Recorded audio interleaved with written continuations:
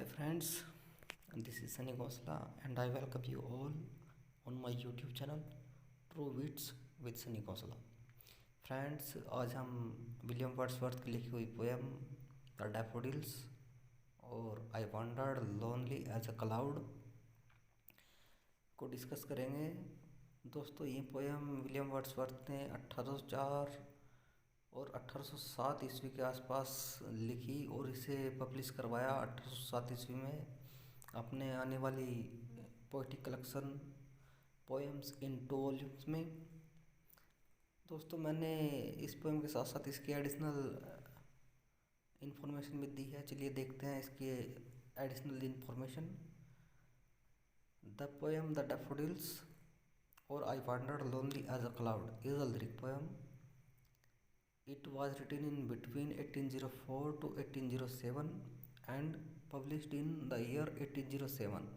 The magazine poems in 2 volumes and it was written by a great romantic poet William Wordsworth. यानी कि दोस्तों, ये poem the daffodils और I wandered lonely as a cloud एक lyric poem है जिसे 1804 से लेकर 1807 के मध्य में कभी लिखा गया और इसको 1807 ईस्वी में विलियम वर्ड्सवर्थ ने अपने poetic collection poems in 2 volumes में पब्लिश करवाया। और जो विलियम वर्ड्सवर्थ थे वो एक महान रोमांटिक पोएट थे। The poem was inspired by an event on 15 April 1802 in which he and his sister Dorothy visited a long belt of daffodils in the lake district. दोस्तों, ये पोएम उनके जीवन की एक ट्रू घटना से संबंधित है।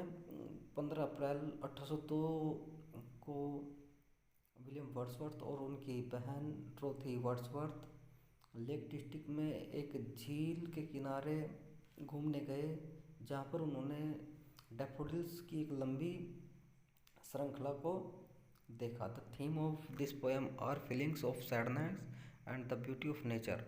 और इस पोएम की जो सेंट्रल थीम है वो फीलिंग्स ऑफ सैडनेस है और ब्यूटी ऑफ नेचर है, यानी कि नेचर की जो सुंदरता है वो, और सैडनेस यानी कि जो उदासी होती है, उदासी में जो हमारे मन में उत्पन्न भावनाएं होती है वो।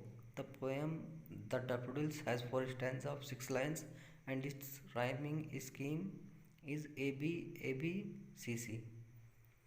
और दोस्तों, इस पोएम द डैफोडिल्स में 4 स्टैंजा हैं और प्रत्येक स्टैंजा में 6 लाइनें हैं। और इस पोएम की राइमिंग स्कीम है ABCC। In the poem Wordsworth use iambic tetrameter. और इस पोएम में विलियम वर्ड्सवर्थ ने आयम्बिक टेट्रामीटर का यूज़ किया है। In this poem, William Wordsworth used many figures of speech in the poem, like as simile, personification, alliteration, assonance, consonance, metaphor, imagery. I wandered lonely as a cloud that floats on high over vales and hills. तो William Wordsworth साहब कहते हैं,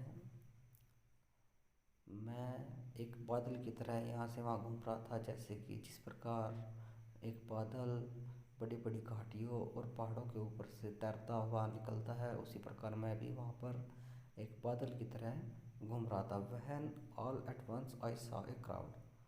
और जिस समय मैंने वहाँ देखा तो मुझे ऐसा लगा जैसे कि कोई क्राउड हो, ए होस्ट ऑफ गोल्डन डैफोडिल्स।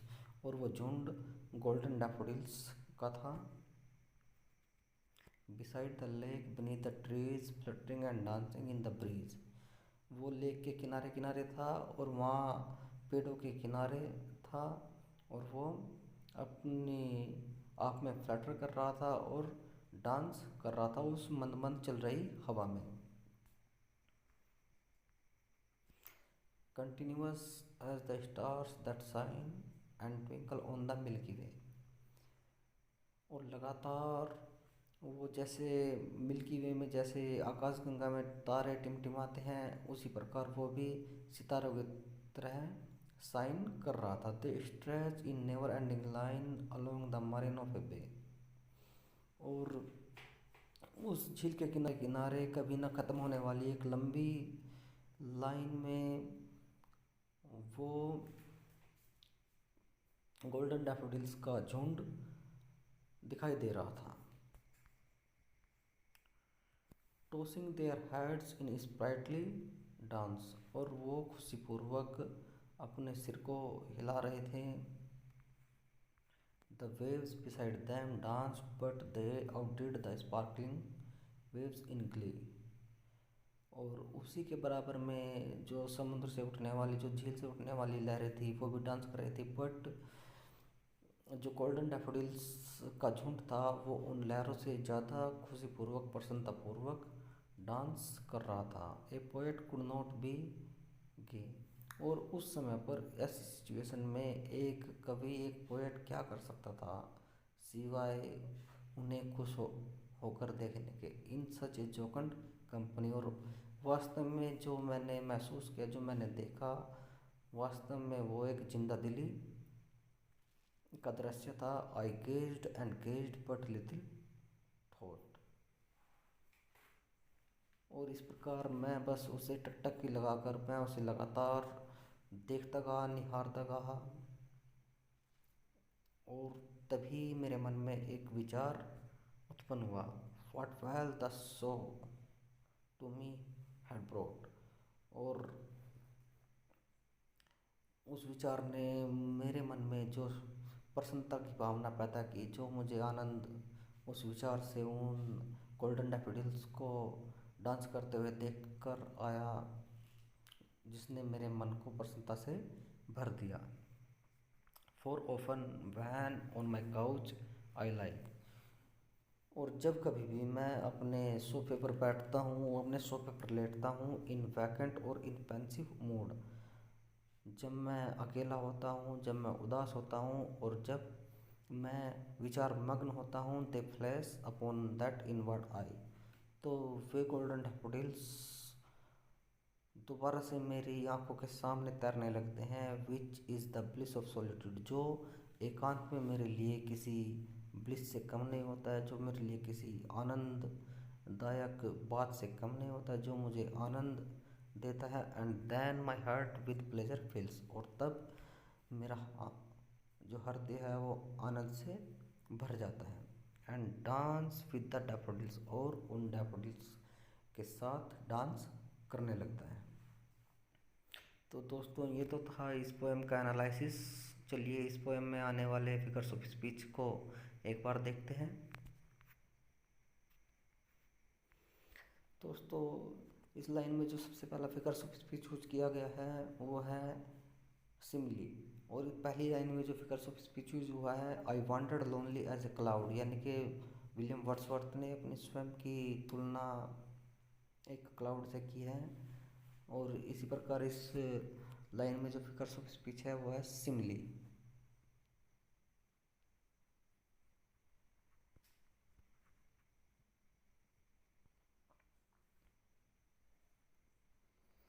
और इसके बाद में when all at once I saw a crowd a host of golden daffodils. और इन दो लाइनों में जो फिगर्स ऑफ स्पीच यूज हुआ है वो है हमारा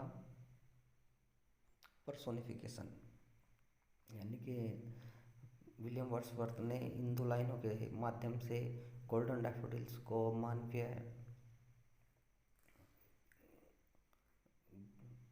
मानवों की तरह ट्रीट किया है, जिस वजह से इसमें फिगर्स ऑफ स्पीच पर्सोनिफिकेशन का यूज़ किया गया है। बिसाइड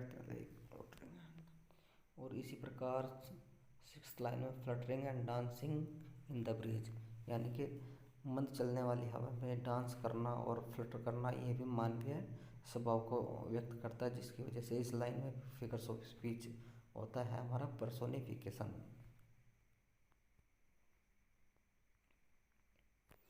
और देखिए पहली लाइन में continuous as the stars that shine. और इस लाइन में भी जो फिगर्स ऑफ स्पीच का यूज हुआ है वो हुआ है सिमली। तो इस लाइन में भी जो फिगर्स ऑफ स्पीच आया है हमारा वो है simile. And twinkle on the milky way, they stretch in never ending line. और देखिए दोस्तों, इन दो लाइनों में जो फिगर्स ऑफ स्पीच यूज हुआ है हमारा, वो है हाइपरबोल।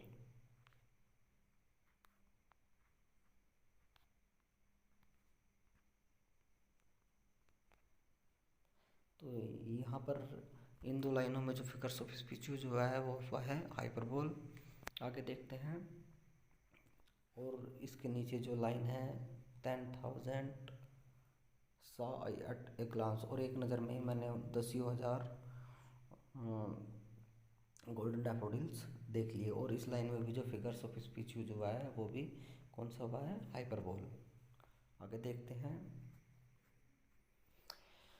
इसके नेक्स्ट लाइन में देखते हैं कौन से फिगर्स ऑफ स्पीच यूज हुआ है। Tossing their heads in sprightly dance, यानी कि वे अपने सर को डांस करते समय खुशीपूर्वक हिला रहे थे। यानी कि इसमें भी जो फिगर्स ऑफ स्पीच यूज हुआ है वो हुआ है हमारा पर्सोनिफिकेशन।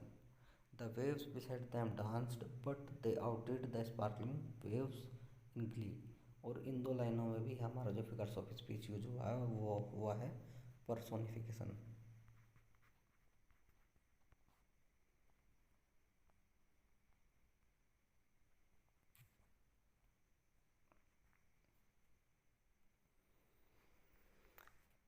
एक poet could not be gay in such a jocund company. और इस लाइन में जो हमारा फिगर्स ऑफ स्पीच यूज हुआ है, in this line the figures of speech is called metaphor. यानी कि वास्तव में जो साथ था वो कैसा था, वो था जोकंड, यानी कि जिंदा दिली वाला साथ। यानी कि इसमें जो तुलना की गई है उस साथ की, वो की गई है जोकंड कंपनी से। तो इसमें जो फिगर्स ऑफ स्पीच यूज हुआ है वो हुआ है metaphor. I gazed and gazed but little thought.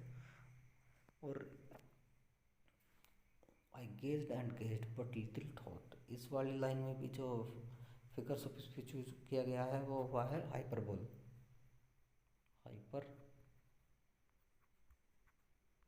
बोल।